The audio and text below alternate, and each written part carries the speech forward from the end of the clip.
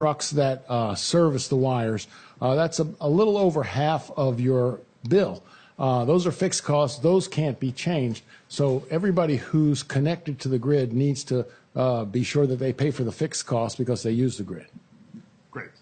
Just one more terminology question. There was some reference to time of day pricing. Either of you want to just talk about what time of day pricing is? I sometimes find people are surprised by this idea. So just Sure, I'll start. Great. Like I said, for residential customers, most customers are on a volumetric rate, which means the more you use, the more you pay. The less you use, the less you pay. Straight volume-based pricing. But for utilities, the peak power is the most expensive to use. We run our cheapest power plants first, and then there's a stack. They call it the generation stack. And so peak times of the day and peak times of the year, let's say, I'm sure in New York City, it's middle of August when everybody's air conditioners are on and it's 90 plus degrees out. That's the peak time, 2, 3 o'clock in the afternoon, maybe up to 7 o'clock. Really, 7 o'clock is peak time. People come home, crank on their air conditioners. That's the most expensive power. There are innovations in rates where customers can opt to switch to time of use pricing, put timers on your air conditioners, pre-cool your home before you get home.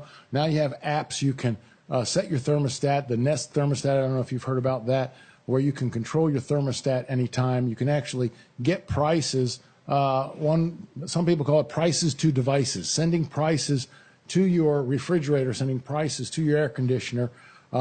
Having the compressors cycle on and off when electricity is cheaper helps us trim the peaks, fill the valleys in demand. And this pricing mechanism that's getting more and more popular. No, I think it's great.